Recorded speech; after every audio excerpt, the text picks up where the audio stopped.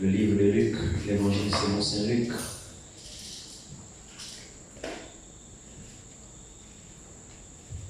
Luc chapitre 2.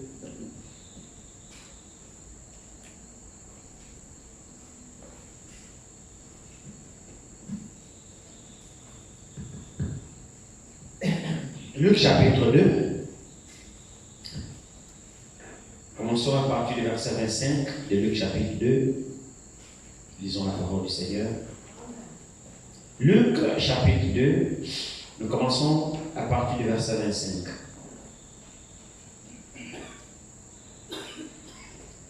Et voici, il y avait à Jérusalem un homme appelé Siméon. Cet homme était juste et pieux. Il attendait la consolation d'Israël et l'Esprit Saint était sur lui. Il avait été divinement averti par le Saint-Esprit qu'il ne mourrait point avant d'avoir vu le Christ du Seigneur. Il vint au temple poussé par l'Esprit. Et comme les parents apportaient le petit enfant Jésus pour accomplir à son égard ce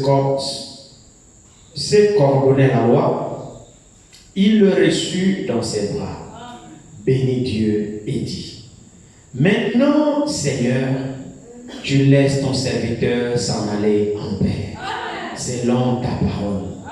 Car mes yeux ont vu ton salut, salut que tu as préparé devant tous les hommes, lumière pour éclairer les nations et gloire d'Israël, ton peuple. Que le Seigneur bénisse la lecture de sa parole. Vous pouvez vous asseoir.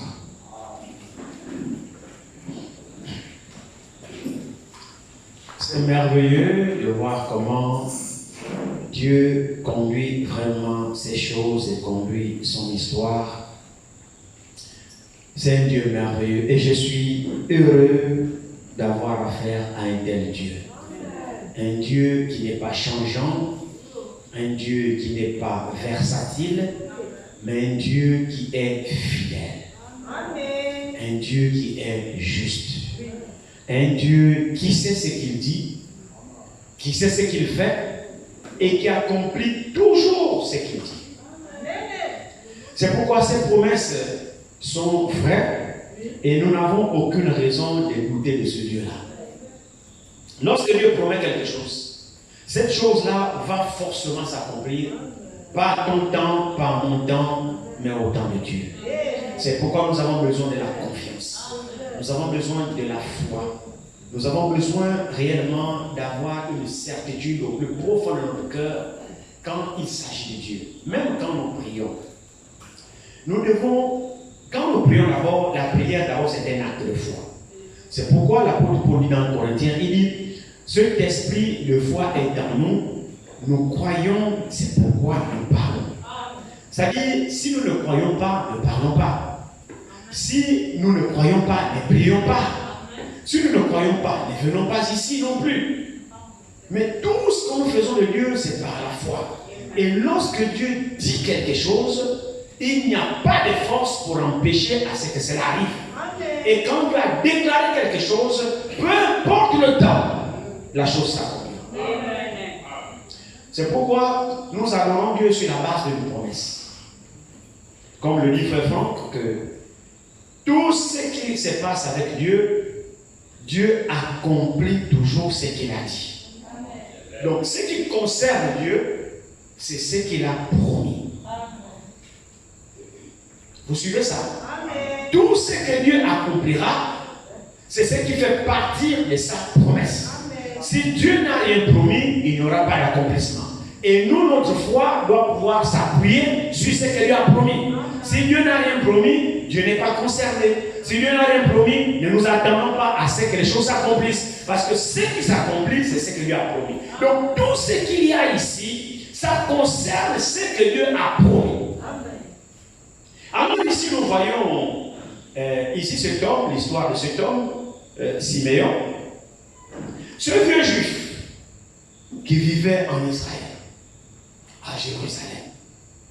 Et cet homme était connu de Dieu, il était dans le plan de Dieu, et il était juste. soit juste, c'est parce qu'il craignait Dieu et qu'il s'efforçait de mettre en pratique les commandements de Dieu. Ce qui nous rend juste, ce n'est pas nos propres pensées, mais ce qui nous rend juste, c'est la soumission à la parole de Dieu. Quand nous obéissons à la parole de Dieu, alors la parole nous justifie. Alors Siméon, la Bible dit que c'était un homme juste. Pourquoi était-il juste? C'est parce qu'à son époque, il s'efforçait d'obéir aux commandements de Dieu. Ce que Dieu lui disait de faire, il faisait. Ce que Dieu lui interdisait de faire, il ne faisait pas. Et c'est pourquoi la Bible a reconnu que Siméon était injuste. Et dans l'observation de la parole, dans la marche de Siméon, c'était un homme comme toi, comme moi, qui avait ses manquements, qui avait ses faiblesses. Et à qui aussi la parole de Dieu avait été adressée. Et puis, il connaissait la loi de Moïse, il connaissait les préceptes de Dieu. Et Siméon, c'était un croyant. Alors Siméon, frères et sœurs, quand nous sommes croyants, on ne s'autoproclame pas croyant. Non. Le croyant, c'est celui qui a la foi. Le croyant, c'est celui qui se soumet à la parole de Dieu. C'est celui-là qu'on déclare croyant. C'est-à-dire que la Bible dit, moi je crois et tu fais. La croyance, c'est pas celui qui dit que je crois. Non.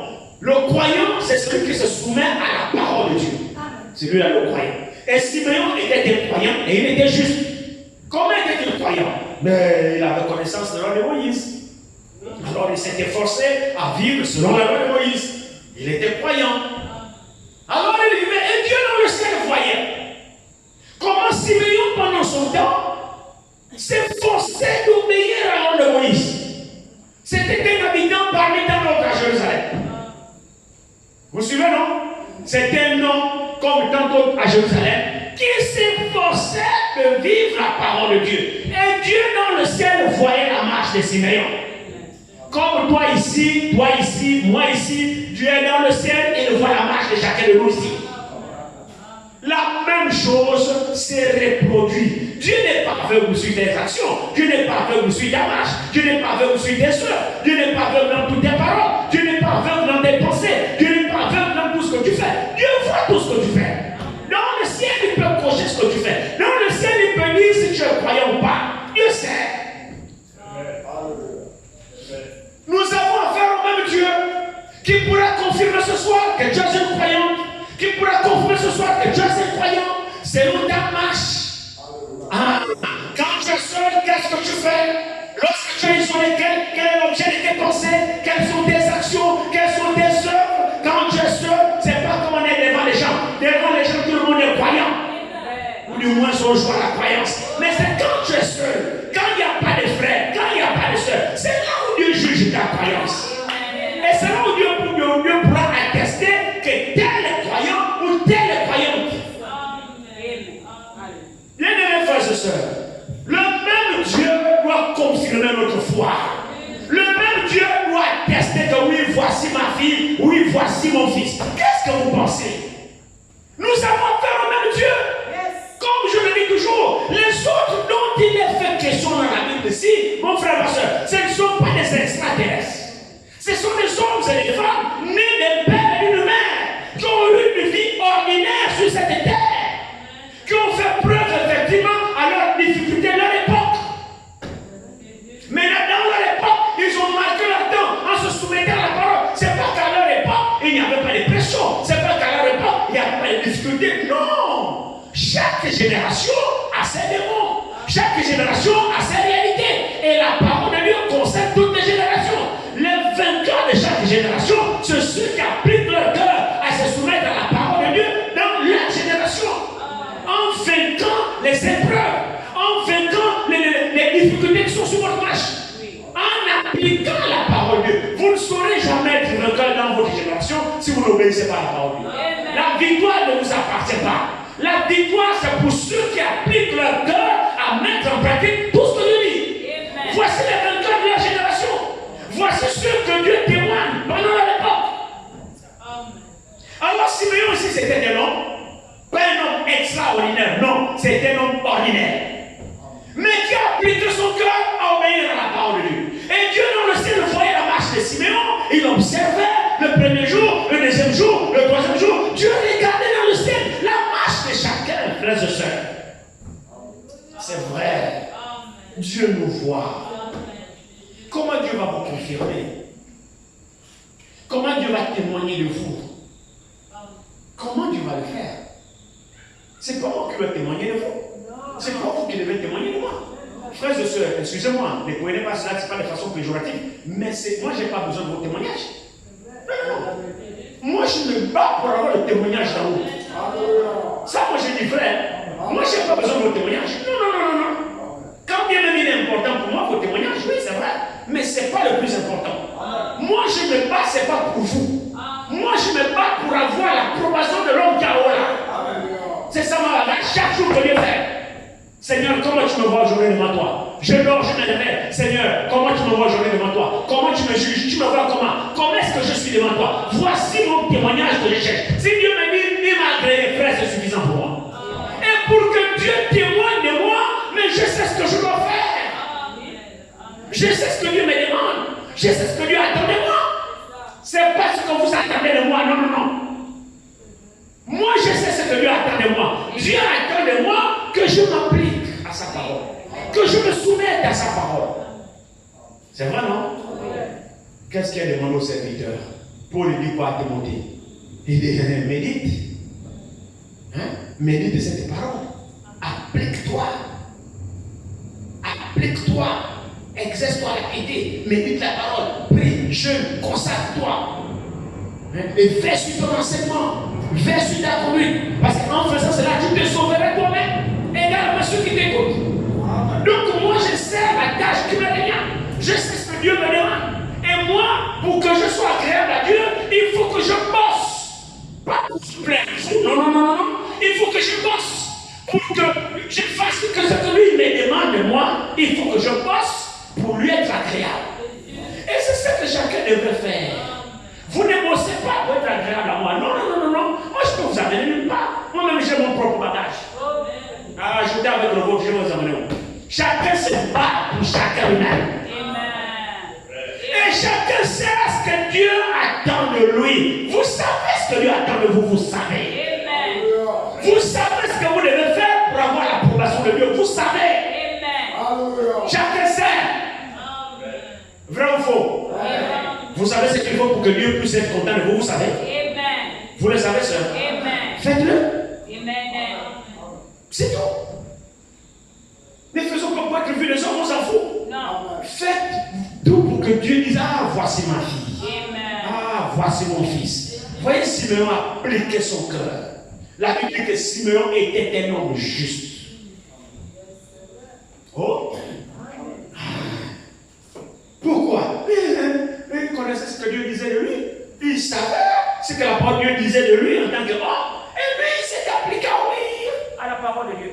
Et Dieu dans le ciel a vu, évidemment, que Simeon craignait, Simeon croyait, Simeon mettait en pratique la parole. Alors jusqu'à ce que la foi de Simeon a touché Dieu. La foi de Simeon a convaincu Dieu. Dieu observait Simeon tous les jours. Voyez Simeon jusqu'à ce qu'il a dit non. Tu marches tellement bien, ta foi me plaît bien. Vous vous souvenez des gens, non? Frère, il n'y a pas que ces gens-là qui Dieu peut pouvoir témoigner. Même toi aussi, le même Dieu nous a affaire à son Dieu.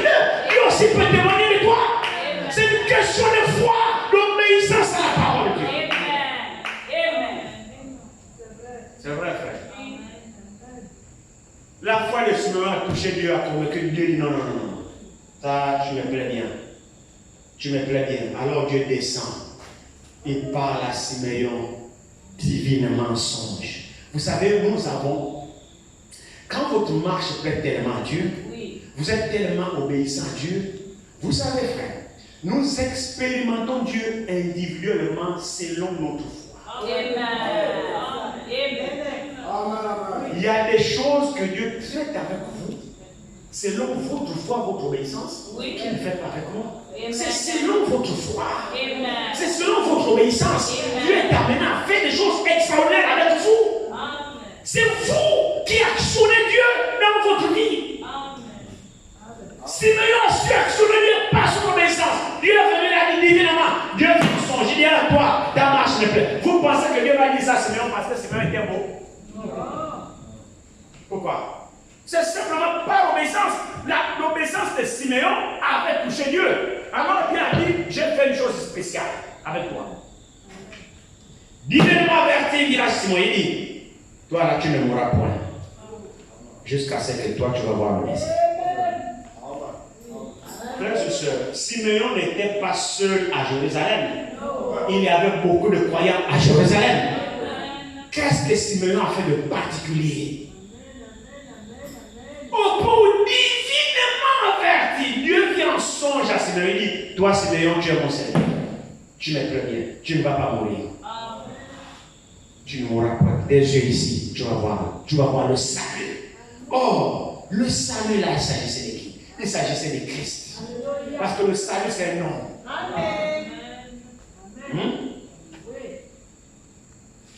Christ avait été annoncé déjà depuis Moïse.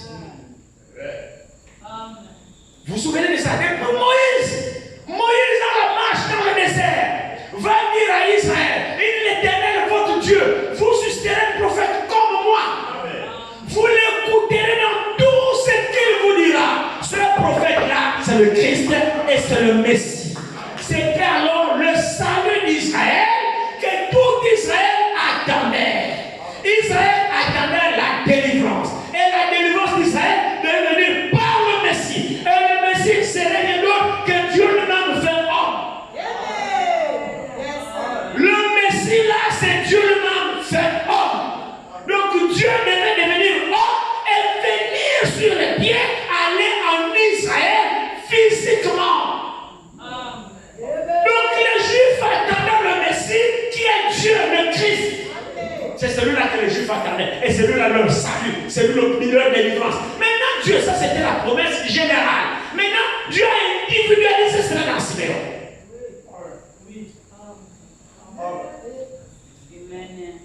Dieu a individualisé cela. Dieu a personnalisé cette promesse dans Simeon. Donc tout Jérusalem attendait le Messie, mais Simeon s'est approprié la promesse. Je ne sais pas si vous voyez quelque chose. Tout Israël attendait le Messie. Très bien, c'est l'attente générale. Mais Simeon, lui, il a reçu la particularité de le reconnaître quand il viendrait. Qu'est-ce qui a fait ça? Mais la foi de Simeon qui avait touché Dieu. Nous attendons le Seigneur.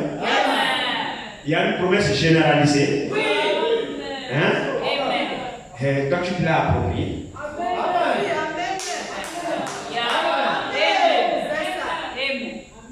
N'est-ce pas que nous attendons le Seigneur ici? N'est-ce que nous attendons le Seigneur Jésus-Christ? Ce n'est pas une promesse générale. Mais tant que c'est général là, qu'est-ce que tu en sais que tu en feras partie? Est-ce que vous voyez quelque chose là? Tant que c'est général là, tu te fonds dans la foule. Oui, c'est général. Non, tant que frère, c'est pas ça. Non, c'est pas ça. Cherche à ce que cette promesse qui est généralisée de soit personnalisée. Quand elle sera personnalisée, quand tu viendras à l'église, tu sauras pourquoi tu viens. Quand tu adoreras, tu sauras pourquoi tu adores. Donc la promesse est générale. Vous savez, c'est comme vous êtes à l'école. Hein, vous êtes à l'école. Je ne sais pas comment vous expliquer ça. Vous êtes à l'école et puis le professeur a peut-être donné, j'en sais rien moi, un devoir à faire. Devoir de groupe, merci. Il y a même un enseignant. Un devoir de groupe. Il y en a toujours qui ont tendance à tricher. Parce que quand on dit devoir de groupe, on compte sur l'autre. Lui, il ne fait rien, mais comme ça en groupe, les autres vont faire. Devoir de groupe. Parce que la note sera la note du groupe. Donc il y a des profiteurs. Il ne fait rien. C'est pour le groupe en tout temps. Si on a 0, c'est nous tous qui avons. Si on a 20, c'est nous tous. Donc il profite sur les autres. Moi, si j'étais enseignant, j'ai dit devoir de groupe. Après le jour là, le groupe, si vous êtes à 5, je vais interroger un à un dans le groupe. Toi, passe au tableau. Parce qu'il y en a qui se cachent derrière les autres. Oui. Comme ça, au moins, des voix des groupes. Mais puisque vous attendez à ce que malgré le groupe, mais le prof va appeler un à un qui constitue le groupe, vous allez voir que chacun va bosser.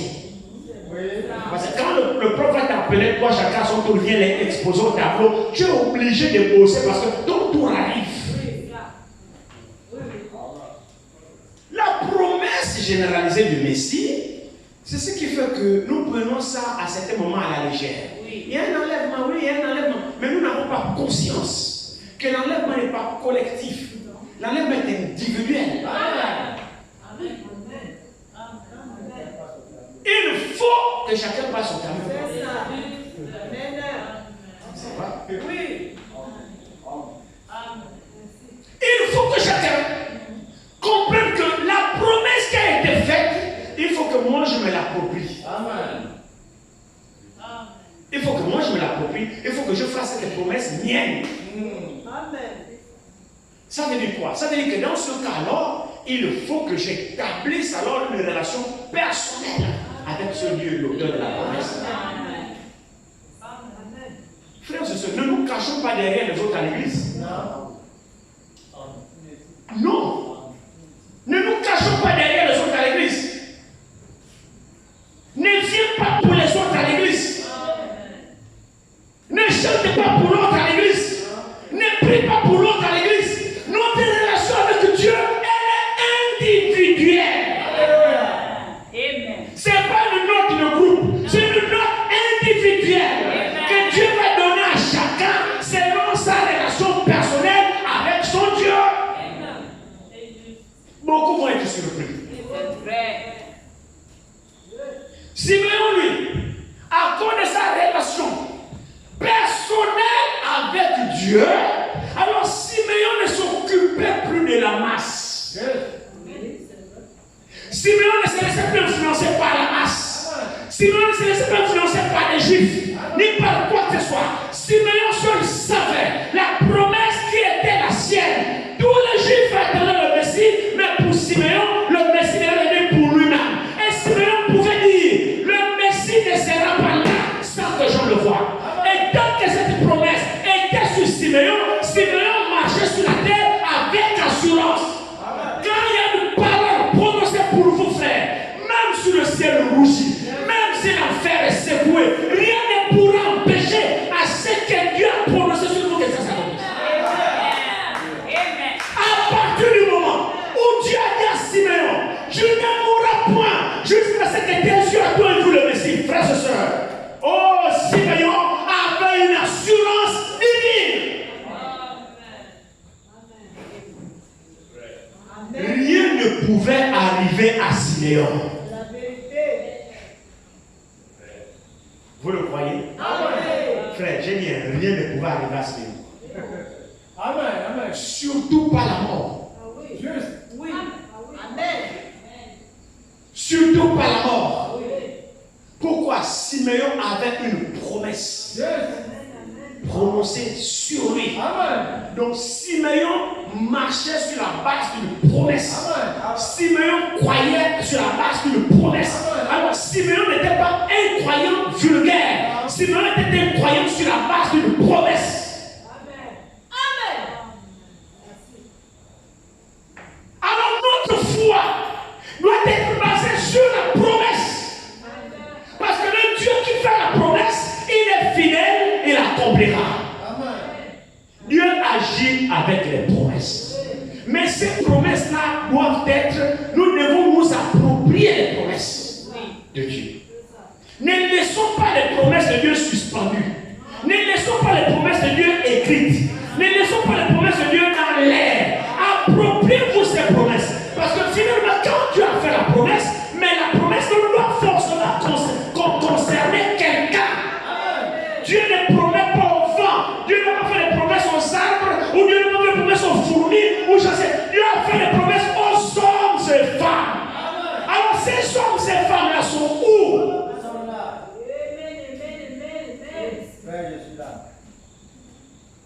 Je ne sais pas si vous saisissez quelque chose. Mais appropriez-vous les promesses de Dieu. C'est à vous que Dieu a fait les promesses. Quand Dieu dit, Il dit ici, par exemple, Amen. un peu Corinthiens.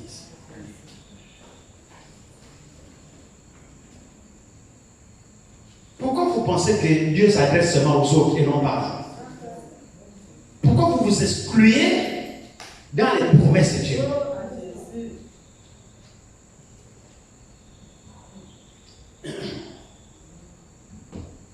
Corinthiens, ici, je pense, Corinthiens 6, je pense.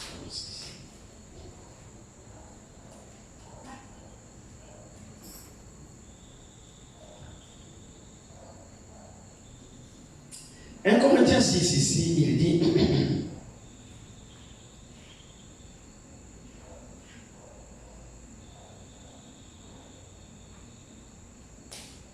il dit ici, 1 Corinthiens 6,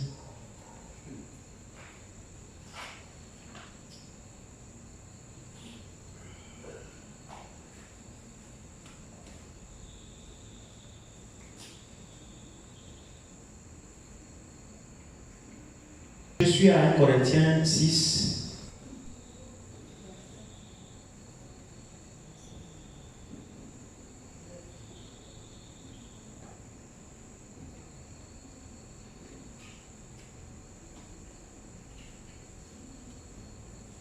Un Corinthiens 6. Donc on va commencer un peu plus pour gagner un peu de temps ici.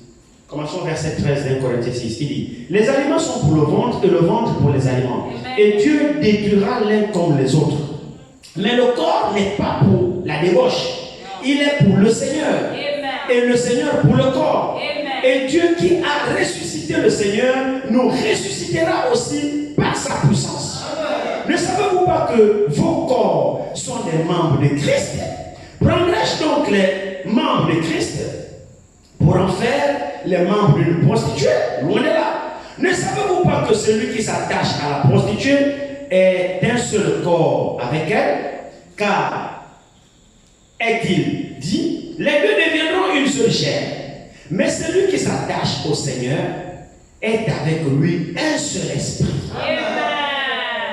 Amen. Alléluia. Amen. Vous entendez ça? Amen. Vous appropriez cette promesse-là.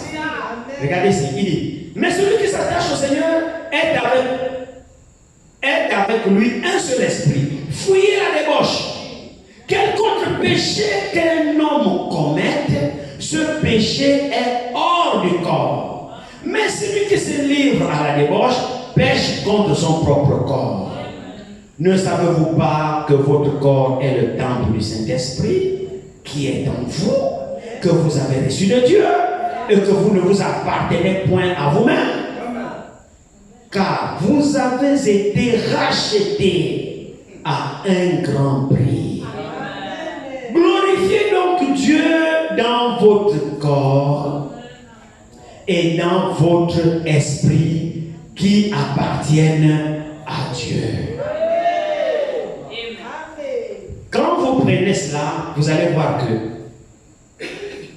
ce que Dieu a dit s'accomplira dans votre vie.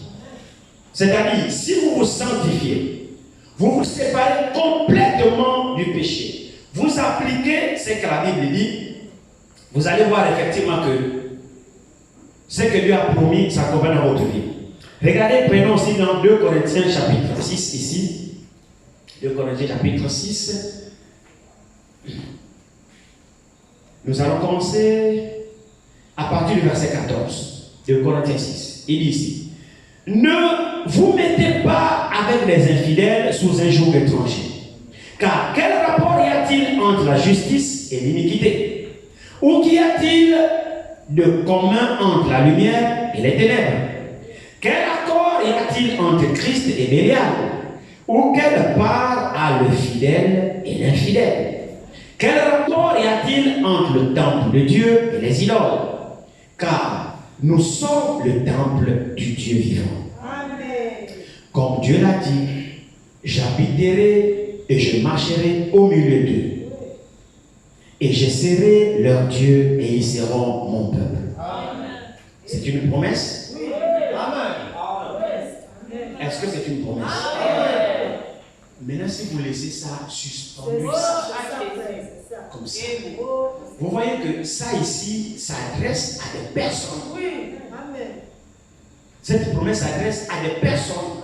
Quelles sont ces personnes-là? Mais des personnes qui veulent bien coopérer, qui remplissent les exigences de Dieu. Parmi lesquelles il y a quel rapport y a-t-il entre la lumière et les ténèbres? Ou il y a quel rapport y a-t-il entre Christ et Bélial? Ou il y a quel rapport y a-t-il entre le pécheur et le saint? Donc ici, ce sont des gens qui doivent s'engager à se séparer d'une certaine vie. Oui. Parce que c'est une promesse qui est là, qui concerne une catégorie d'individus qui vivent sur la terre et qui prennent position pour la parole de Dieu. Donc tu peux en faire partie. Oui. Parce que ici c'est pour mais je serai pour ces gens-là qui seront comme ça, alors je serai leur Dieu. Amen. C'est une promesse. Amen. Donc tu peux choisir d'être parmi ces gens-là. Regardez, laissez-moi relire cela. Prenons le verset 14. Ne vous mettez pas avec des infidèles sous un joug étranger.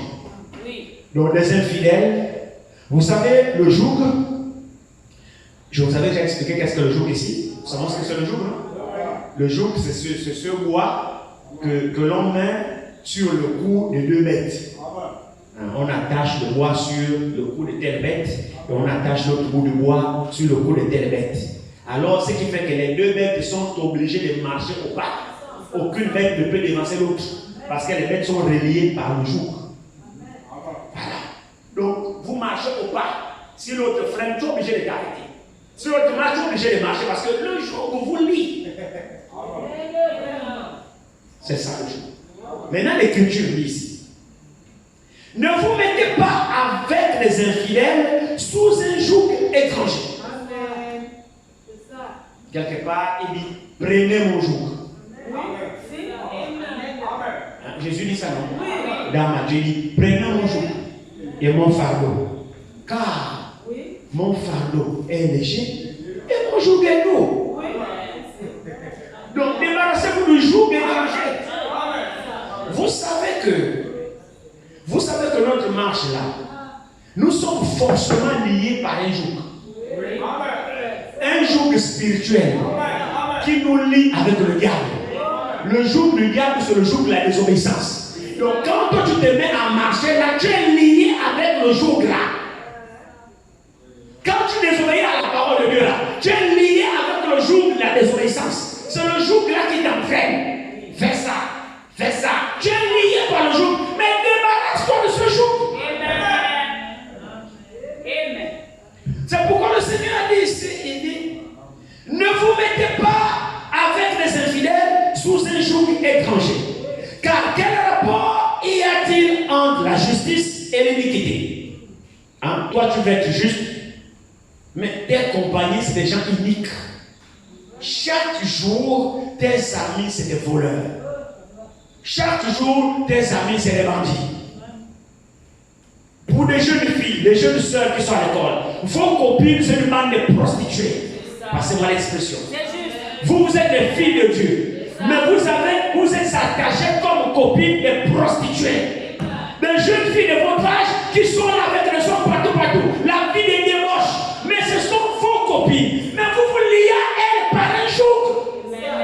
Parce qu'elles vous entraînent dans leur influence. Vous êtes liés spirituellement sous leur joug, sans le savoir. Parce que vous finissez par parler comme elles, vous finissez par être influencé comme elles vous entraînent par leur joug, parce que vous êtes liés dans ce joug-là. Parce que sinon, comment toi tu es une fille de Dieu, tu peux avoir comme copine des païens? Comment toi tu es un fils de Dieu, tu peux avoir comme ami des païens? Comment toi tu es juste, tu peux avoir comme ami des voleurs, des fumeurs, des soulards? Non, l'Écriture dit ici. Il dit, ne vous mettez pas avec les infidèles sous un joug étranger. Car quel rapport y a-t-il entre la justice et l'iniquité? Ou qu'y a-t-il de commun entre la lumière et les ténèbres? Quel accord entre Christ et Bélial? Il y a quel accord? C'est-à-dire, Christ et Bélial ont signé quel partenariat qui doivent marcher ensemble. Christ n'a jamais signé d'accord avec Bélial. Bélial à gauche, Christ à droite. Il n'y a pas d'accord entre Christ et Bélial. Quand il y a la lumière, il n'y a pas de ténèbres. La lumière n'a jamais cohabité avec les ténèbres. Non. C'est l'absence de l'un que l'autre règne. Les deux ne peuvent pas régner ensemble. Jamais. Quand l'autre n'est pas là, c'est alors que l'autre apparaît. Quand l'autre est là, l'autre disparaît. La lumière, les ténèbres ne sont pas des amis. Là, il y a la lumière. Il n'y a pas de ténèbres. Si vous voulez les ténèbres, éteignez d'abord la lumière. Est-ce que c'est clair? Bon, toi, tu es enfant de Dieu, tu es chrétienne. Tes copines, c'est des mondaines, des philistines, des païennes. Dis-moi, de toi à moi, quel est l'objet de vos conversations tous les jours? Dites-moi, quand tu le prêches, tu mens. Tu ne le prêches pas. C'est plutôt elle qui te prêche. Oui. Parce que le problème, c'est que si l'un de vous ne convertit pas l'autre, vous allez vous séparer. S'il y a votre attachement ensemble, c'est qu'il y a un qui a converti l'autre. Et comme tu ne l'as jamais converti, elle n'est jamais sœur en Christ, alors c'est elle qui t'a converti. C'est ça. Si tu l'aurais converti, elle serait ici depuis. On l'aurait déjà baptisé depuis. Ça montre que votre amitié, toi tu as pesé, tu l'as nominé, tu l'as converti, tu l'as gagné en Christ, elle est devenue sœur. Mais plus qu'elle n'est jamais venue à l'église, elle ne s'est jamais convertie, c'est elle qui t'a converti. Tu es seulement ici en train de faire la mascarade, sinon tu es païen, déguisé.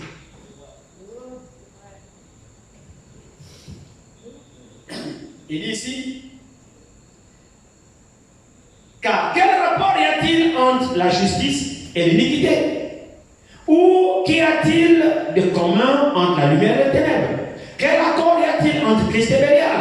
Ou quelle part a le fidèle avec l'injuste, avec l'infidèle? Quel rapport y a-t-il entre le temple de Dieu et les idoles? Car nous sommes le temple du Dieu vivant. Comme Dieu l'a dit. Nous là, mets-toi dans le nous. Comme Dieu l'a dit. Qu'est-ce qu'il a dit Dieu? J'habiterai et je marcherai au milieu d'eux. Au milieu de qui? De ceux qui se sont séparés de tout ce que je viens d'énumérer. Et d'ici, je serai leur Dieu et ils seront mon peuple. C'est pourquoi, qu'est-ce qu'il dit? Verset 17. C'est pourquoi continuez à rester avec eux.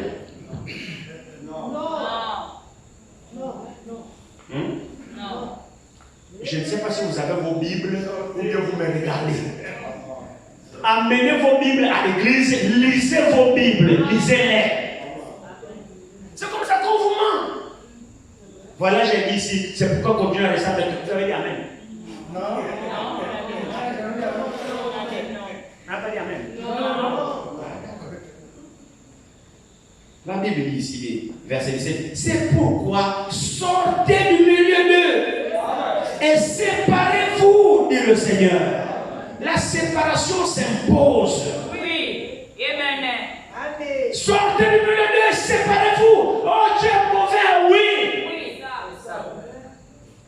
Oh, toi tu marches même avec eux, oui. Vous ne m'apportez rien. À force de que vous m'en frappez un coup. Je parle maintenant comme vous.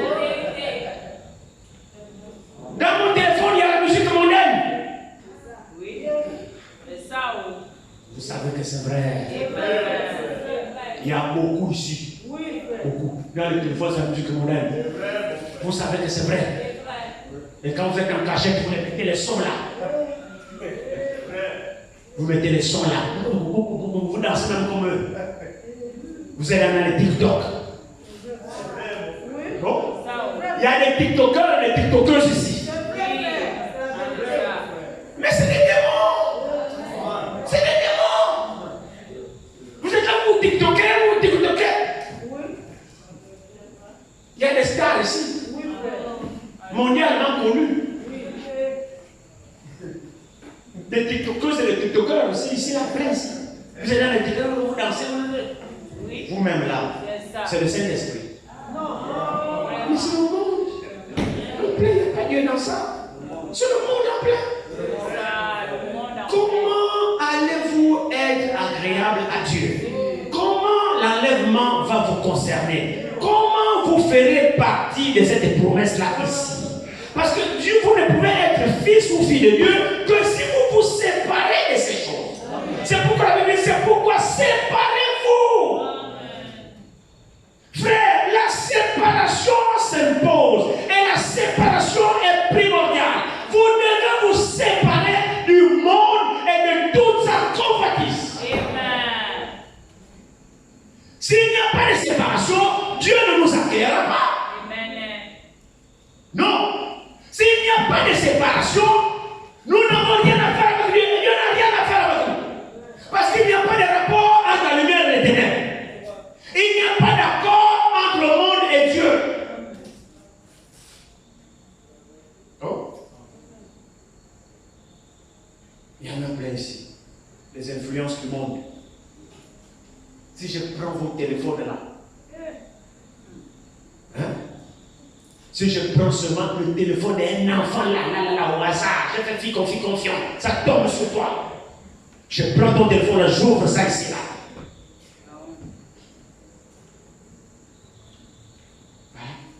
C'est vrai, non? C'est juste. C'est vrai. Ils sont là, maintenant je suis personnel. Bien aimé frères et sœurs, moi ne vous embête pas ici. Non. Ce n'est pas mon intention. Amen. Nous sommes ici pour le départ. Amen. Si vous pensez que vous avez le temps encore pour jouer, nous sommes là simplement pour nous conscientiser que nous n'avons plus le temps.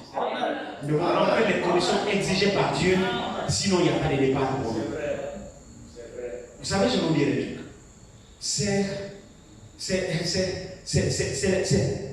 Nous sommes mortels qu'une seule fois. Nous avons l'occasion de passer du mortel à l'immortel. Parce que nous sommes mortels qu'une seule fois. C'est pendant cette fois-ci. C'est pour cette raison qu'étant mortel une seule fois, dans cette tente mortelle, nous faisons tout pour aider les mortels à quitter le mortel. C'est-à-dire, dans cette tente mortelle dans laquelle nous sommes, nous devons recevoir l'éternité.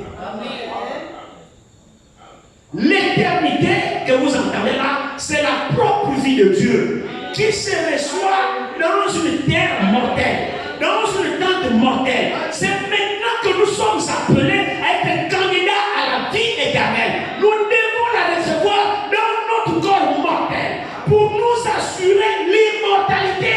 Amen. Amen. Amen. Amen. Et nous sommes tous candidats.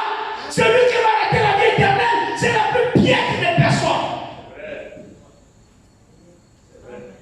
À cause de quoi? À cause de TikTok. TikTok nous l'a pas amené où? Frères et sœurs, c'est devenu un virus. Oui, ça, oh. L'affaire des téléphones, vous savez. Oh Jésus, aide-nous. Ce que vous entendez dans les smartphones, c'est un démon. C'est ça. Tout le monde entier a été transporté, il a été miniaturisé dans l'appareil. C'est la vérité. Alléluia. La mondialité, tu n'as pas besoin d'aller aux États-Unis, tu n'as pas besoin d'aller en Chine, tu n'as pas besoin d'aller à Hong Kong. Non. Tous ceux-là, ils sont là. Oui. Oui. C'est ça. Amen. Oh, c'est vrai. Top. Tout le monde transporte ça là. Oui. Le diable a pris tout, il a commencé, il a mis là. Vous allez remarquer que c'est vraiment un démon. Oui. Amen. Quand vous êtes sur cet appareil-là ici, vous oubliez tout. Oui. Vous passez toute la journée. C'est la vérité, frère. Amen. Dieu sait. Amen. Pour les enfants, même les travaux, ils ne font même plus. C'est vrai, frère. Dès qu'ils se réveillent, Amen. son premier compagnon, c'est son téléphone. Amen. Les parents doivent crier C'est vrai, pour frère. qu'elle se réveille pour aller laver les assiettes. Les parents doivent crier pour aller pousser de l'eau. Doivent crier pour balayer la maison. Doivent crier. Pourquoi? elle est dans TikTok, dans Facebook, Oui. dans quoi que ce soit. Là, elle est. La mondanité, mais vous l'avez apporté les mains. C'est ça ici, non? C'est vrai. Les enfants sont devenus encore, même les adultes, Oui. Oui. Oui. même les vieux et les vieilles. Tu vois une vieille grand-mère. C'est vrai. Passe toute la journée une vieille manière.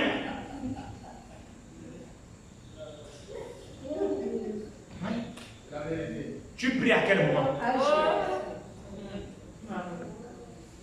Tu pries à quel moment? Bon, comment toi tu vas être prête pour partir? Tu seras prête pour partir quand? Oui. Ici.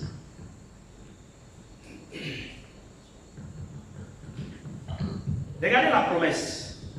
La promesse ici, il dit, c'est pourquoi sortez du milieu d'eux et séparez-vous, dit le Seigneur. Ne touchez pas à ce qui est impur et je vous accueillerai. C'est la condition. Maintenant, verset 18. Je serai pour vous un père et vous serez pour moi des fils et des filles, dit le Seigneur Tout-Puissant. Mets-toi dedans. C'est une promesse. Mets-toi dans la fille là. Mets-toi dans le fils là. Et là, pour être fils et fille de Dieu, il dit, séparez-vous. Ne touchez pas à ce qui est impur. Donc la séparation avec la mondanité s'impose. La séparation avec le péché s'impose. La séparation avec l'amour du monde s'impose. Il faut une séparation totale. Mon frère, ma soeur, nous devons retourner à la vie primitive. C'est là où lorsque le Saint-Esprit voit Frère Branham, il dit télévision, faites sa casse sur la maison. Et pourtant, c'est là la connaissance qui vient du mal.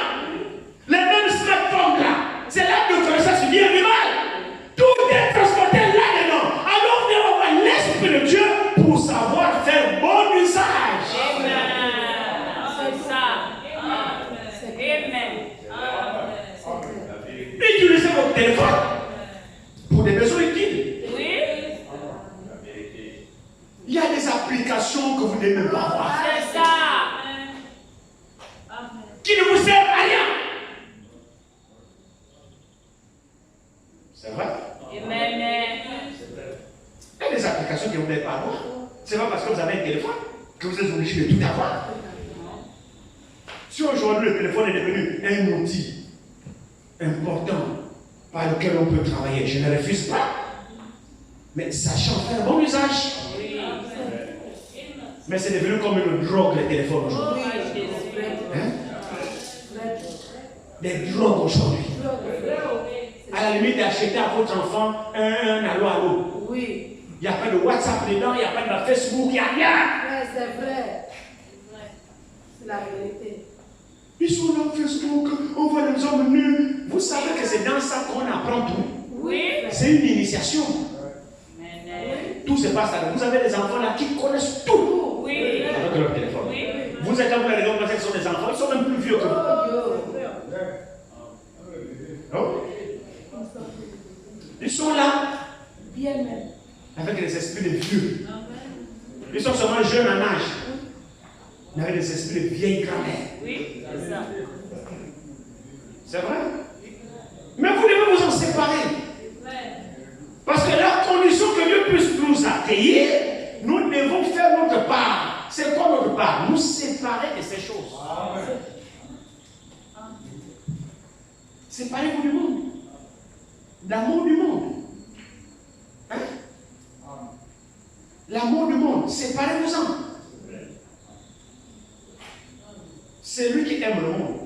Et les choses du monde, l'amour de Dieu n'est point. Et c'est la vérité. Amen. C'est la vérité. Amen. Si Dieu ne vous fait pas grâce, lorsque l'esprit du téléphone vous envahit, vous vous réveillez très tôt sur le téléphone, vous dormez très tard sur le téléphone. Oui. C'est ça. C'est ça. Est-ce que c'est vrai? Amen. Vous n'avez pas le temps de méditer, vous n'avez pas le temps de prier, Vous n'avez pas le temps. Vous n'avez pas le temps. Même votre propre maison, vous ne pouvez pas vous en Il occuper. n'y a pas, frère. Il n'y a pas. C'est la pure. Les femmes, c'est les problèmes avec les maris. Dès qu'elles sont sur le téléphone, là, le mari vient du travail, il y en a. Tu n'as pas fait à manger. C'est maintenant qu'elle voit que l'heure approche, c'est maintenant. Elle faisait quoi? Et les femmes. Des fois, c'est pour la télévision, toutes les chaînes, on zappe tout. Et on est là. C'est la distraction. Le diable a développé tellement de programmes. Tellement de programmes à la télévision, juste pour vous occuper.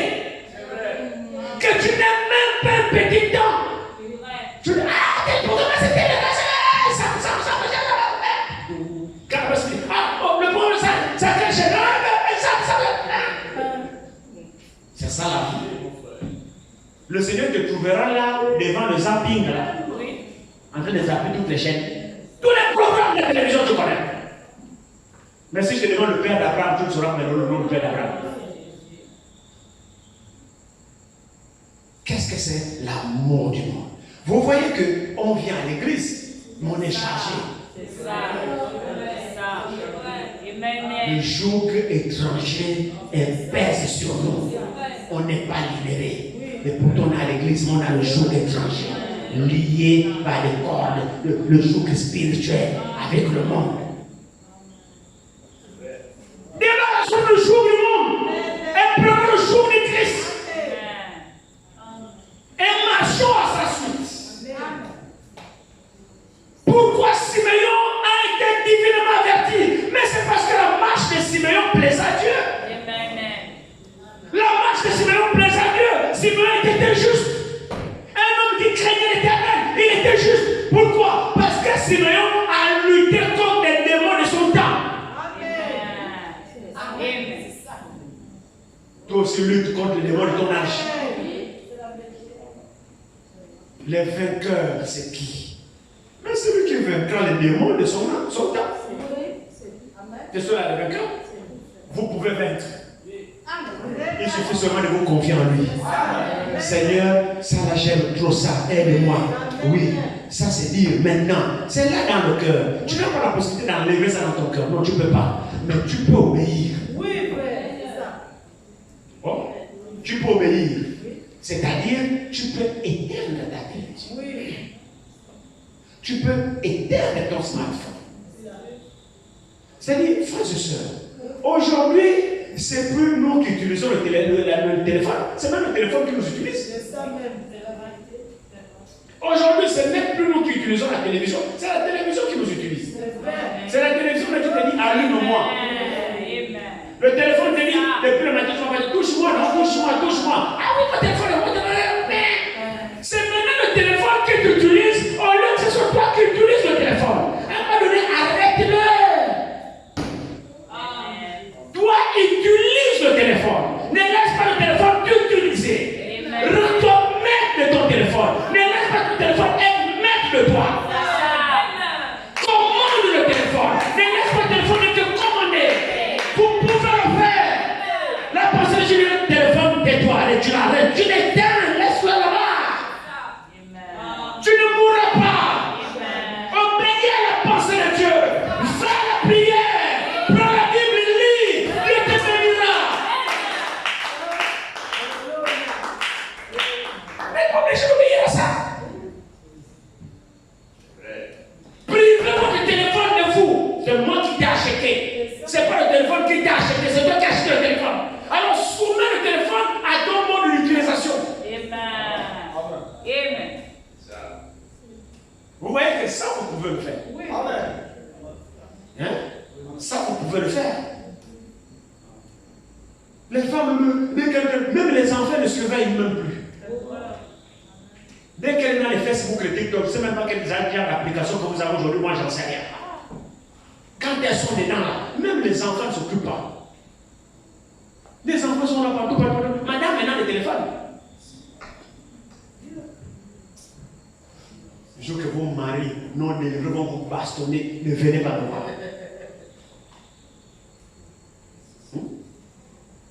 Vos maris non délivrés vont vous bastonner, ne venez même pas me voir.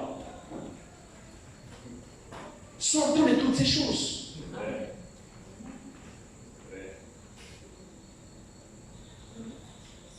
sont de révélation divine. Établir un contact, toi, l'individu, avec ton Dieu. Laisse que Dieu t'adresse à toi une parole, comme il a adressé à Siméon, sans toi concerner toi-même par les promesses de Dieu. C'est que ces promesses-là, tu dois te les approprier. Tu dis, Dieu m'a dit, je suis sa fille, je suis son fils. Si tu sais, tu te sépares de toutes ces choses, alors cette certitude doit être en toi. Parce que la condition pour que Dieu t'accueille, c'est si tu te sépares de cela. Séparez-vous de ces choses. Je vous accueillerai. C'est ce que Dieu dit ici. Et je ferai vous serez mes fils et mes filles. En même temps, tu veux que Dieu soit ton père. En même temps, tu ne veux pas te séparer. Non, ça ne peut pas marcher. Choisis ce que tu veux. Approprie-toi les promesses de Dieu. Fais ces promesses-là tiennes. Qui aujourd'hui peut dire qu'elle enlève mal le cancer? Sinon, il pouvait dire à ses contemporains, vous me voyez, je ne voulais pas. Je dois voir le Seigneur. Les gens pouvaient dire, oh, Siméon! Frère, c'est vous qui parlez. Siméon avait une relation directe avec Dieu. Alléluia! Aujourd'hui, nous avons un témoin vivant. Franck a fait cette déclaration. Il dit aussi longtemps que vous me voyez sur la terre, Jésus n'est pas encore venu. Voilà quelqu'un qui a établi une relation directe avec Dieu et qui peut donner une telle déclaration. C'est-à-dire, Franck a fait de l'enlèvement sa chose à lui. Il a personnifié l'enlèvement. Oui. Et là, c'est quoi? Mais c'est son rapport avec Dieu. Amen. Vous n'aurez jamais d'enlèvement sans Franck. Alléluia. Les promesses de Dieu nous concernent. Nous devons nous les approprier, ces promesses-là. Ne pas les laisser pour les autres, ou les laisser suspendues, ou les laisser dans un livre. Vous devrez avoir la certitude que vous êtes un fils de Dieu. Amen. Parce que vous savez vous-même là où vous en êtes avec votre Dieu. Amen. Vous savez vous-même là où vous en êtes avec vos rapports journaliers avec votre Dieu. Vous savez là où vous en êtes. Vous connaissez votre relation avec Dieu. Vous la connaissez. Et c'est avec certitude que vous pouvez parler. Or, nous devons arriver là, dans notre marche avec le Seigneur. C'est-à-dire, nous devons avoir la pleine assurance, la pleine conviction, chacun pour sa part, que je suis un fils de Dieu. Amen. Que je suis une fille de Dieu. Amen. Vous savez, le dire par la foi, c'est une bonne chose. Hein? Mais l'être réellement est une autre. Oui. Amen. Moi, je suis ici. Ce que je veux transmettre ce soir, c'est que chacun de nous ici, qui venons dans ce tabernacle, nous devons établir une relation directe avec Dieu. Et chacun doit avoir cette certitude dans son cœur qu'effectivement, Dieu est avec lui. Amen. Amen. Voilà ce que nous devons avoir.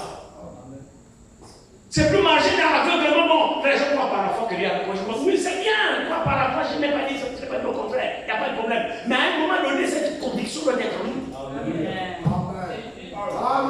J'espère que vous savez comprendre ce que c'est absolument important. Si vous n'avez pas cette conviction, vous, que vous êtes un fils de Dieu, vous êtes encore dans l'incertitude. C'est ça. Hein? C'est pourquoi vous doutez. Vous êtes ballottant, vous doutez. Mais quand vous avez cette confirmation au fin fond de votre cœur, vous marchez en conséquence. Amen. Et il n'y a pas assez de démons sur la terre pour vous en dissuader. Non, il n'y en a pas. Au contraire, quand vous approchez de le diable, c'est. Le diable, c'est celui qui vient. Frère, c'est ce que je vous dis, le diable connaît. Quand vous venez, le diable, c'est celui qui prend les gestes à vous. Il peut peut-être être frôlant parce que quand il passe comme ça. Parce qu'il sait celui qui vient. Frère, Dieu est réel.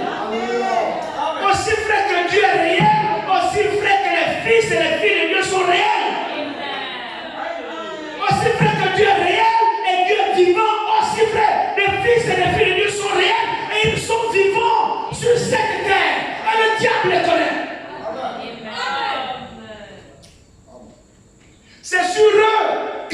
accomplissent les promesses de Dieu. Ça fait que Dieu poursuit son œuvre sur la terre. Ils sont les témoins de Dieu pendant leur génération.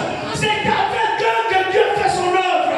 Dieu ne travaille pas seul. Dieu travaille avec les fils et les filles de Dieu.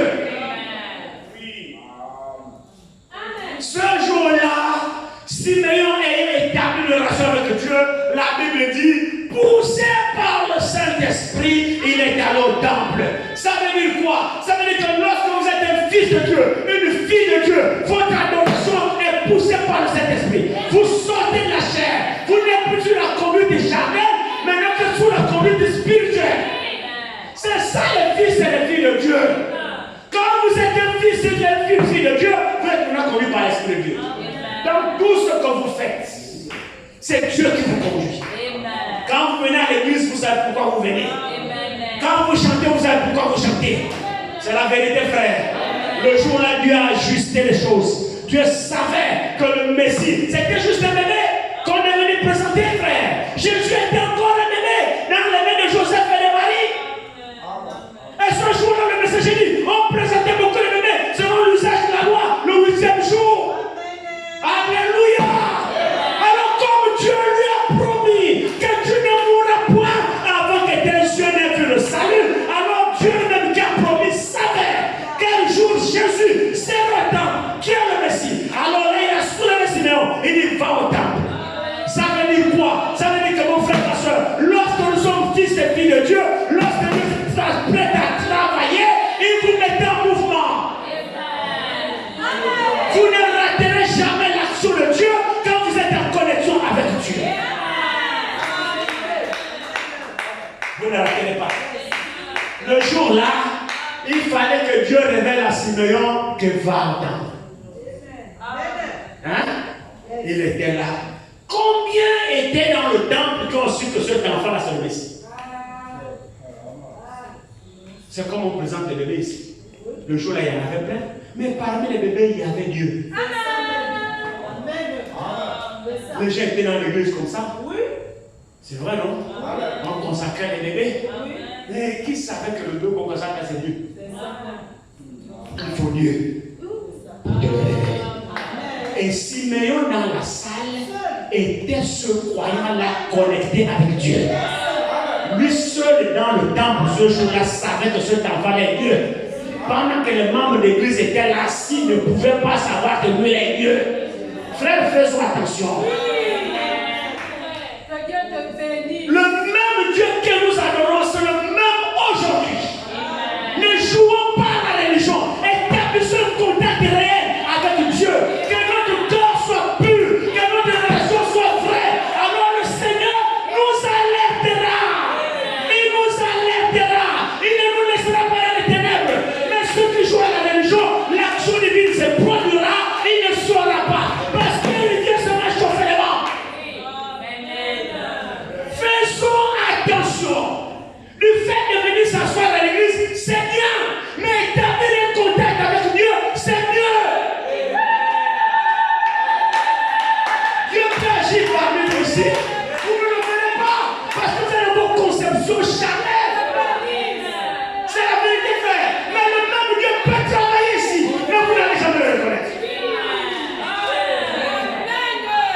Établissez un contact avec Dieu. Le même Dieu n'a pas changé. Il agit de façon surnaturelle. Mais vous devez être en connexion avec lui. Alors il ouvrira vos yeux pour vous révéler ce qu'il fait. Le jour-là, combien dans le temple ont répondu que voici le Messie? Que tout Israël attendait les prix. Il y en a qui étaient venus à l'église ce jour-là par formalisme. Parce que bon, c'est dimanche, je m'en vais à l'église. Mais il ne doit pas en être ainsi. On ne doit pas venir à l'église par habitude.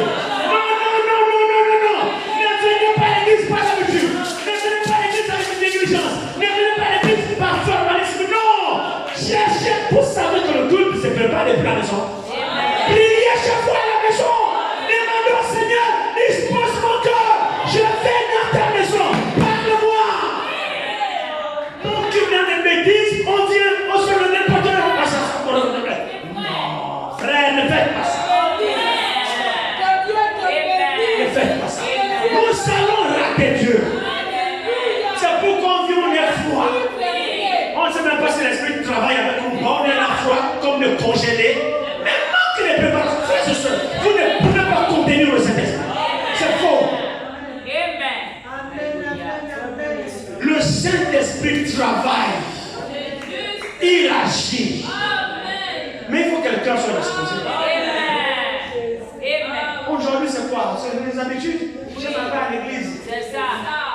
travailles avec ton copain au téléphone, avec ton rat. Je m'en vais à l'église. Je suis en retard, je m'en vais à l'église. Tu viens avec lui au téléphone jusqu'à là. Tu lui dis au revoir là. Tu raccroches, tu rentres. Tu t'assois. Tu penses recevoir quoi de Dieu? Tu perds ton temps. J'ai dit, Dieu te voit. Mais bien sûr qu'il te voit. Tu passes le soir le plus. Qu'en est-il? Rien du tout. Tu ne fais pas de soucis à ce niveau. Frère, Dieu a des fils. Dieu a des filles qui le prennent au sérieux. Oh? Qui prennent Dieu au sérieux. Il y en a. Il y en a. Et ceux-là, ce seront les Siméons de leur époque. Alléluia. Ceux-là, ce seront des ânes de leur époque. Oh? Le jour-là, il y avait Siméon. Le jour-là, il y avait Anne. Frère Madame dit, ce jour-là, à l'époque, il n'y avait que 3 croyants. Alors que le temple était rempli. Tu avais Siméon, tu avais Anne et Marie. C'était les 3 croyants. Or, l'église n'était pas que les 3 croyants. Parce que Siméon l'a reconnu, Anne l'a reconnu et Marie qui l'a porté. Et tous les autres faisaient quoi? Les 3 étaient en relation avec l'action divine qui se posait sur la terre en ce moment-là. Les 3 étaient en connexion avec Dieu sur l'événement d'écriture qui s'accomplissait, qui avait été promis depuis. Seuls les 3 étaient mis à jour avec le ciel pour reconnaître l'action divine sur la terre.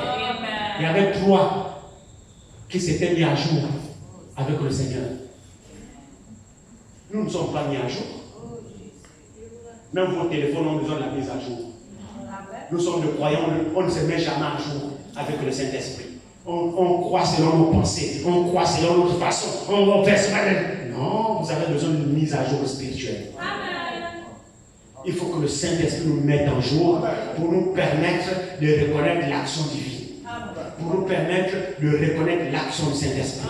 Pour nous permettre de reconnaître aussi Dieu qui agit pendant notre présence. Une mise en jour spirituelle est obligatoire. Que Dieu vous bénisse. Amen. Alléluia.